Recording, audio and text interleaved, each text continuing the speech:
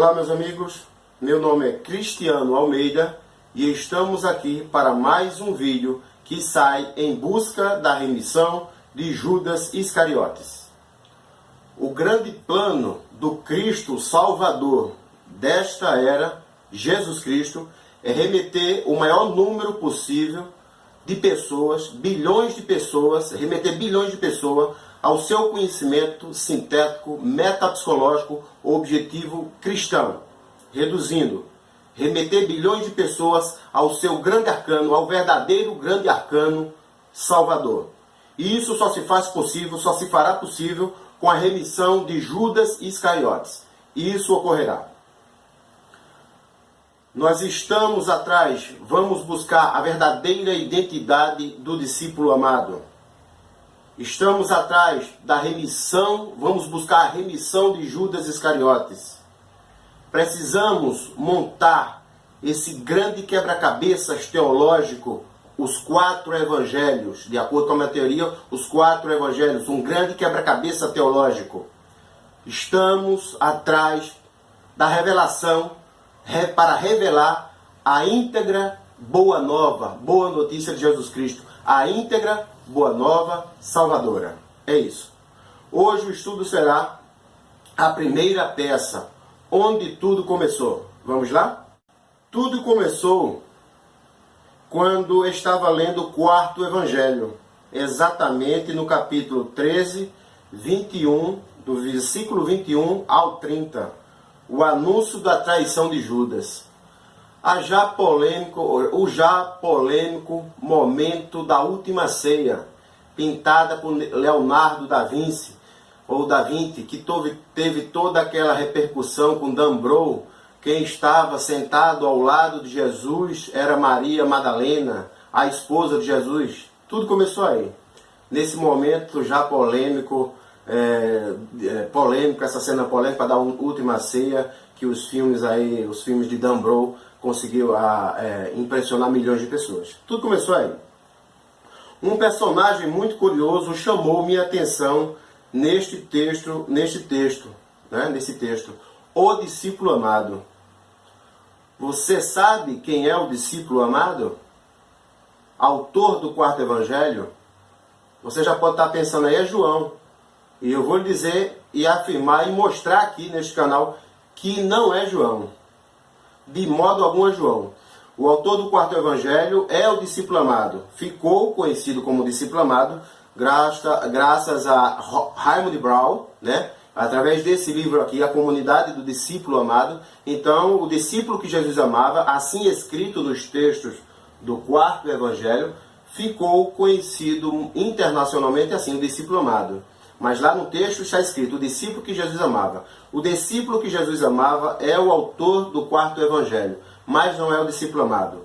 Não só sou eu que confirmo isso, que afirmo isso, que concordo com isso, mas vários outros famosos teólogos, céticos, ateus e também crentes, crentes de Deus, crentes da religião. Harold Brown é um desses. Neste livro, ele diz que em um determinado momento de seus estudos, ele deixou de identificar o discípulo amado, com João, ou seja, o João apóstolo. Em um determinado momento dos seus estudos, ele diz que não muda de opinião e não mais concorda que o discípulo amado possa ser João.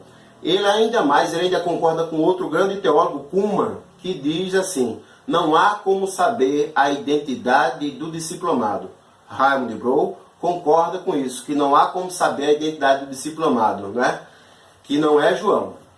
Eu, respeitosamente a esses grandes teólogos que formaram grandes degraus, deixaram grandes degraus para o crescimento da teologia, para grandes descobertas teológicas, e esse livro é a base de pedra este livro é a base de pedra do meu livro, este livro que eu já tenho apresentado em outro momento. Com todo respeito a esses grandes teólogos, eu digo, sim, há como saber a identidade do discípulo amado. Os 4 evangelhos fazem uma pergunta, fazem a pergunta quem é o discípulo amado, fazem essa pergunta pelo fato de omitirem, assim como o quarto evangelho omitiu a identidade do discípulo amado, os três evangelhos chamados de sinóticos também omitiram a identidade do discípulo amado. De acordo com a minha teoria, propositalmente, claramente, intencionalmente. Então os quatro evangelhos fazem uma pergunta quem é o discípulo amado e os quatro evangelhos podem nos responder, deixaram as pistas para nos responder quem é este discípulo amado. Qual a verdadeira identidade desse discípulo amado? Vamos lá? Em realidade, foram as presenças e falas que ocorreram entre Jesus, Pedro e o discípulo amado, no contexto desse texto, que me levaram a alguns questionamentos. Temos aqui uma incoerência contextual neste texto? Um erro de tradução? Será que foi um erro de tradução? Se não temos um erro de tradução, então como entender esse texto? Como entender esse texto? O que nós vamos alcançar mais para frente um pouco, meus amigos. Quem é esse discípulo amado? Quem é esse discípulo amado? Essa é a grande pergunta cadente e que muitos teólogos, inclusive Harold Blow e outros, citados aqui neste livro, depois de muita busca, desistiram de buscar a identidade real deste discípulo amado. Na Bíblia de Jerusalém, na introdução lá do quarto evangelho, do quarto livro, o quarto evangelho, na introdução de João, temos isso. Harold Blow e outro teólogo desistiram depois de muita busca, de buscar a identidade do discípulo amado. Intuitiva e intelectualmente, ao me deparar com esse misterioso discípulo oculto e essa incoerência contextual, possível incoerência contextual, senti, intuí e percebi que havia algo de muito grandioso por trás de tudo isso. Quem é esse discípulo amado? Esse foi o início, foi a inquietude e o que nós vamos seguir agora, tudo que desenvolveu após esse momento. Vejamos agora, de muita importância, algumas informações importantes sobre o quarto evangelho e sobre o discípulo amado. Paciência, que a coisa é grandiosa. O que está em jogo é salvação espiritual. O que está em jogo aqui, salvação espiritual. O que está em jogo é escapar de tanto sofrimento. Então peço paciência, essas informações são de grande peso, pois agora mesmo, nessas informações, ao desenvolver, ao tentar explicar para vocês, vocês verão como a coisa é misteriosa, como é grandioso. Vamos lá? O quarto evangelho é o único dos evangelhos com autoria confirmada. O único dos quatro evangelhos com autoria confirmada é o quarto. É o quarto evangelho. Quem escreveu o quarto evangelho está lá no próprio texto, o discípulo que Jesus amava. Está lá confirmado no capítulo 21 do quarto evangelho, versículo mais à frente, nesse capítulo, está lá. Esse é o que dá testemunho dessas coisas, é a testemunha ocular. Os outros três evangelhos, Mateus, Marcos e Lucas, conhecidos como Mateus, Marcos e Lucas, não têm essa confirmação de autoria nos próprios textos. O fato é que os quatro evangelhos são obras absolutamente anônimas. Os três sem confirmação de autoria dentro do próprio texto, isso é fato, não adianta buscar autoria. E o quarto evangelho tem autoria, mas essa autoria se esconde por trás de um pseudônimo. Seu verdadeiro autor se esconde por trás de um pseudônimo, o discípulo que Jesus amava. Vamos atrás dessa identidade. Mais uma informação.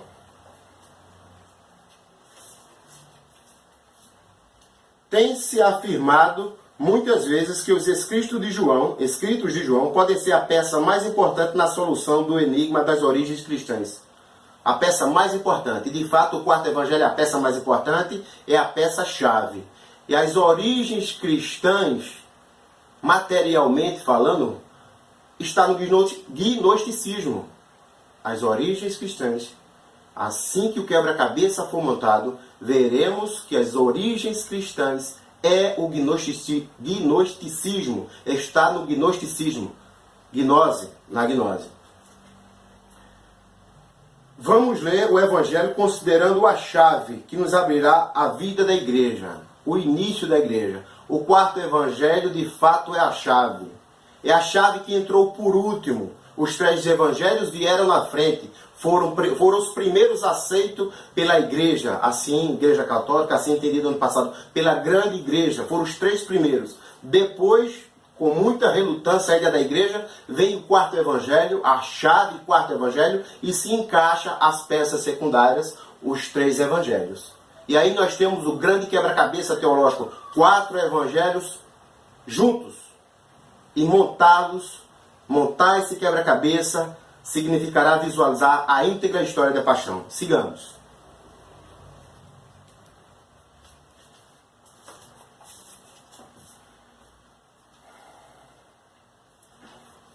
Agora, informações de muita importância, meus amigos. Essas agora. Entre parênteses, de Raymond de Brough, no livro de Raymond de Brough. Entre parênteses, estou inclinado a mudar de opinião, como R.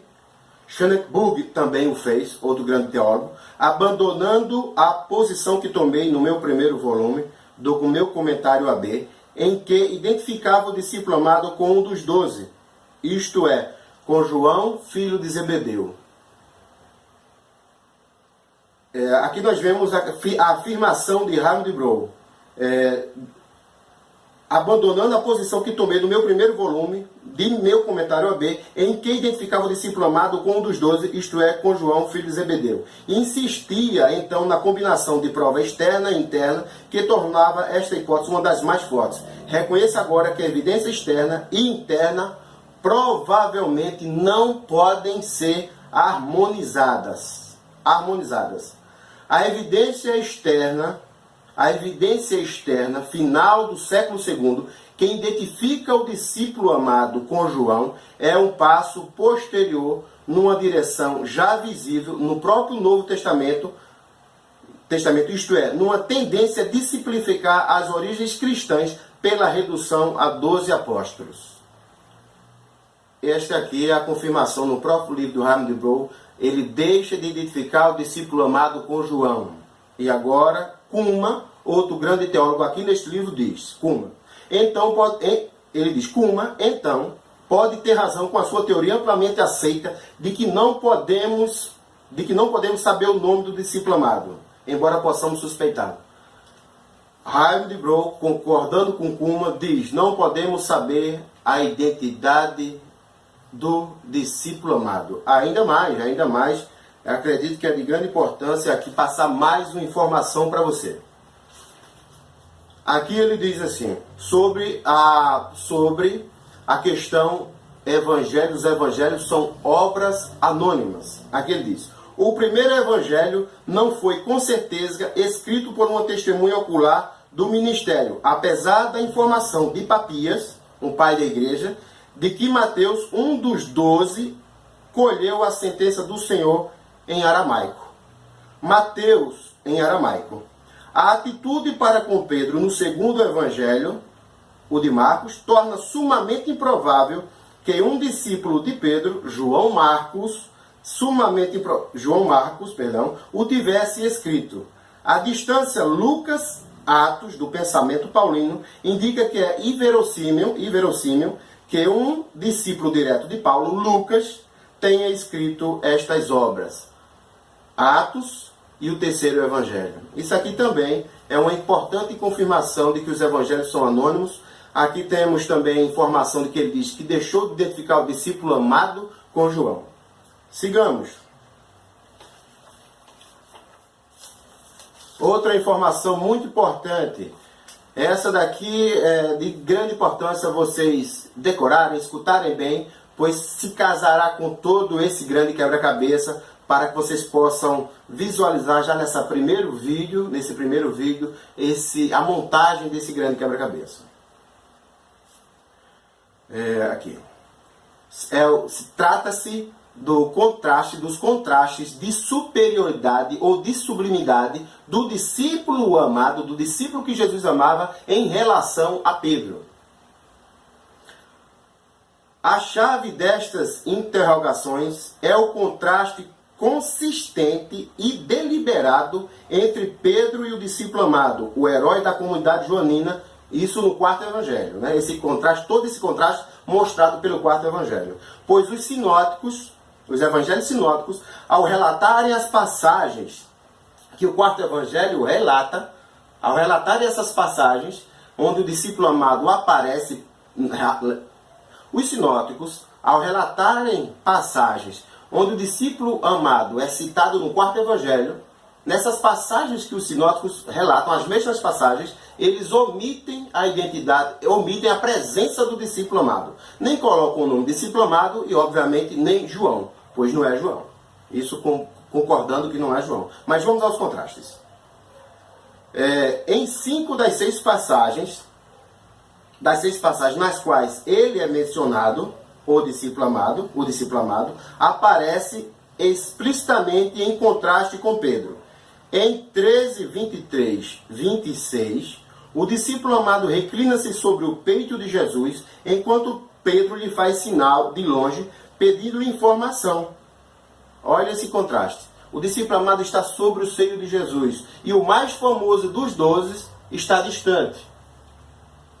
O mais famoso dos 12, Pedro, teologicamente confirmado, está distante. Observem que contraste, né? O discípulo amado mostra aí que está em superioridade e em intimidade com Jesus Cristo. Ele está próximo ao seio de Jesus. Sigamos com outro contraste.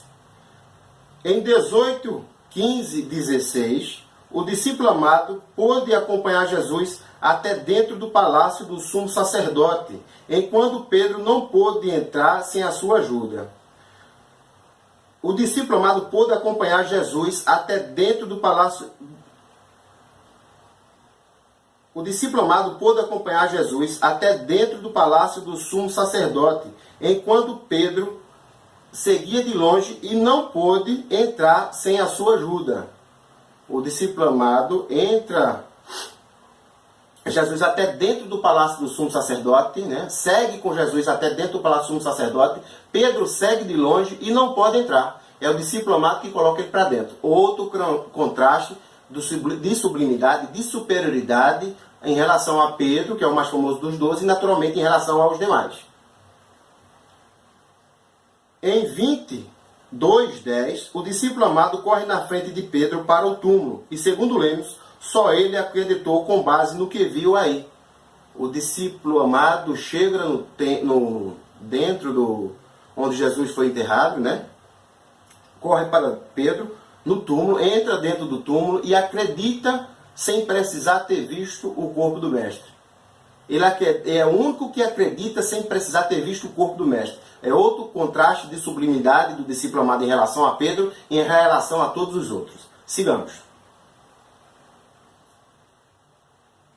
Em 21:7, o discípulo amado reconhece Jesus em pé na praia do mar de Tiberíades e diz a Pedro que o vulto é Jesus. Mais uma vez, o discípulo amado mostrando a superioridade. Ele reconhece Jesus, está à frente em tudo, pelo jeito.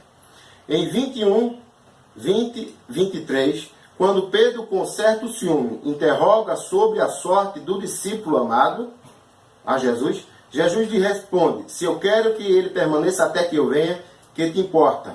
Quanto a tu, segue-me. Pedro sente ciúmes, de acordo com Reinhard de Broe, o entendimento de Reinhard de Broe, do discípulo amado. Agora, o que foi que fez o discípulo amado, para o mais famoso dos 12, sentir ciúmes, para o mais famoso dos 12, Pedro sentir ciúmes dele? Considerando João como sendo discípulo amado, né? O que fez João de tão grandioso para Pedro ter sentido ciúme deles? Essas são perguntas que ficarão respondidas. Sigamos. Numa sexta passagem, 19, 26, 27, em que o discípulo amado aparece ao pé da cruz, o contraste é implícito.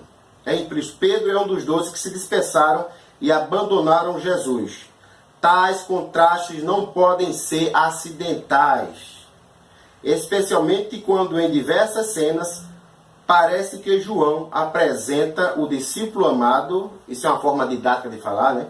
Parece que João apresenta, ou parece que o quarto evangelho, melhor dizendo, apresenta o discípulo amado para estabelecer claramente este contraste.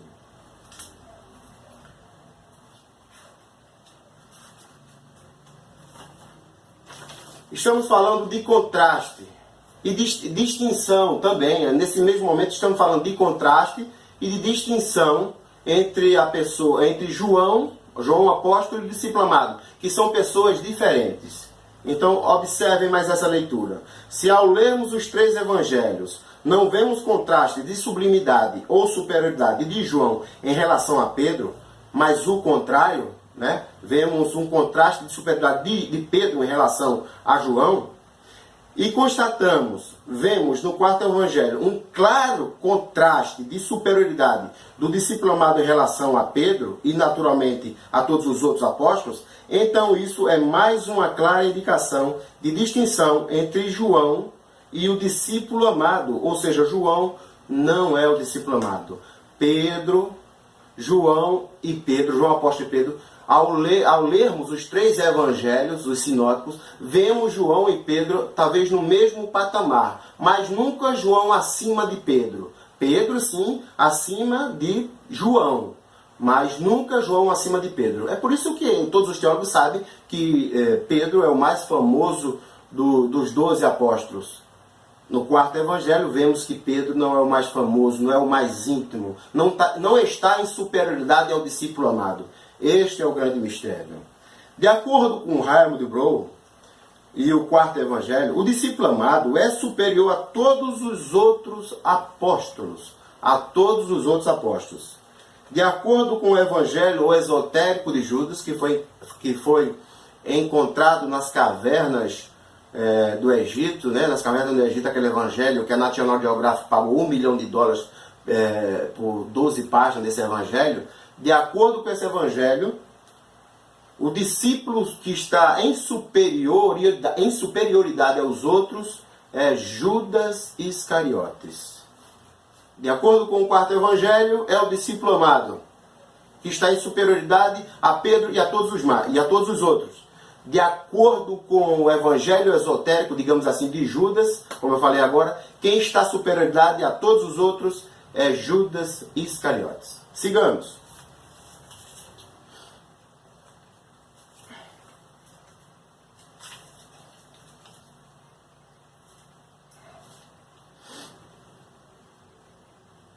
O discípulo amado, o herói da comunidade, é distinguido como objeto peculiar do amor de Jesus e é o único discípulo do sexo masculino que nunca abandonou Jesus. Ele é objeto peculiar do amor de Jesus, é o que mais, diz o texto, o que mais Jesus amou, porque mais compreendeu, sem dúvida nenhuma. É o único discípulo que não abandonou Jesus, pois o discípulo amado, que é um apóstolo, que fazia parte do círculo íntimo de Jesus, se ele entrou dentro do palácio do sumo sacerdote com Jesus, enquanto Jesus seguia preso, é claro que o discípulo amado, esse discípulo amado, não precisou fugir naquele momento que Jesus foi preso. Os apóstolos, ele é um apóstolo, ele estava ali e ele não precisou fugir. Esse discípulo apóstolo, discípulo amado, ele segue, não fugiu quando Jesus foi preso, ele entra com Jesus dentro do palácio do sumo sacerdote, ele fala com a porteira e coloca Pedro para dentro. Que mistério é esse? Em um momento que o líder principal, Jesus Cristo, estava preso e todos os seus seguidores estavam sendo presos também, né? Por isso que todos fugiram. Que discípulo é esse? Discípulo apóstolo que fazia parte do ciclo íntimo de Jesus e não precisou fugir? Ele não precisou fugir? Ele não foi reconhecido pela porteira que rapidamente conhece Pedro?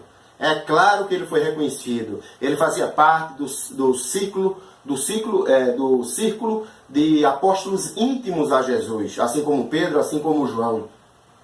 E não fugiu? Ninguém reconheceu ele? Esse é o grande mistério, que vocês já devem, de repente, alguns de vocês aí, já familiarizados com todo esse estudo, já familiarizado com todo esse estudo, já deve estar inferindo, deduzindo já. Sigamos. Paciência, meus amigos.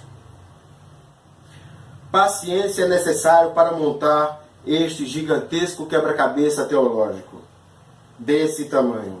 Paciência eu peço a vocês.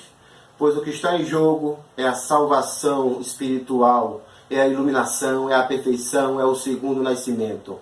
Colocar o reino de Deus em primeiro lugar é uma questão de amor, de grande compreensão. Pois para colocar a vida material em primeiro lugar, nós não colocamos necessariamente.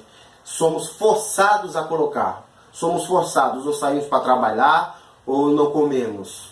Somos forçados. Para colocar para colocar o reino de Deus, o caminho espiritual, a busca espiritual em primeiro lugar, é necessário muita compreensão e paciência. E por isso, se esforcem, que compreendam, que possam colocar neste momento que estão me seguindo, esse grande evento, esse grande plano de salvação de Jesus Cristo. Paciência. Sigamos. Agora é a última informação, e de grande importância. Segundo Raymond Brown, finalizando aqui, esse grande livro, que é a base de pedra do meu livro, esse grande livro aqui que vocês podem adquirir, claro. Segundo Raymond Brown, ele conclui e diz assim: o destino do discípulo amado foi planejado por Jesus. O destino do discípulo amado foi planejado por Jesus. Sim, foi planejado por Jesus. E é interessante que, de acordo com o evangelho esotérico de Judas, né, que a National Geographic, repetindo, pagou $1 milhão por esse evangelho, e que na época, em 2006, foi uma grande euforia na comunidade teológica, e achava-se que a remissão de Judas Iscariotes iria sair, e não saiu. A nível mundial não saiu, nem a nível, digamos, no próprio meio, há ainda dúvidas quanto a isso. Mas a remissão de Judas foi resguardada inteligentemente na Bíblia, nesse conjunto de livros, 4 evangelhos, e ocorrerá. No evangelho de Judas, Jesus também tem um plano para Judas. Você será redimido, e será entendido, e será visto como 13º. Você será visto no futuro como 13º apóstolo. E a geração, e no início do fim tu serás redimido, e essa geração não gostará da tua remissão. Jesus, no evangelho esotérico de Judas, digamos assim, tem um plano para Judas, sua remissão. Você será redimido, você ascenderá sobre essa geração. E de acordo com Raymond Brown, o discípulo amado, Jesus tem um destino, tem um plano. Perdão,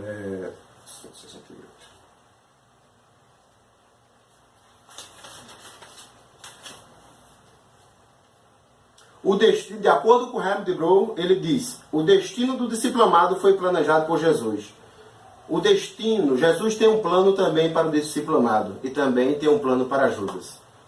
Essas são informações que se casarão mais à frente, que vocês vão juntando, vão encaixando. Sigamos, irmãos. No momento da ceia pascal, antes da Eucaristia, né, que a ceia pascal acontece antes, né, há uma alimentação ali, eles se alimentam na ceia pascal, e a Eucaristia, a instituição da Eucaristia, a última ceia, o ritual de Eucaristia, né? No momento da ceia pascal, antes da Eucaristia, do ritual eucarístico, ou no momento da última ceia, de uma forma geral, algum apóstolo soube quem era o apóstolo que dentre eles iria entregar Jesus? Jesus falou alguma coisa sobre isso antes da última ceia? Que Jesus anunciou que havia algum traidor entre eles. Jesus já falou quem seria aquele que iria entregá-lo. No momento da ceia, algum apóstolo soube o motivo da saída.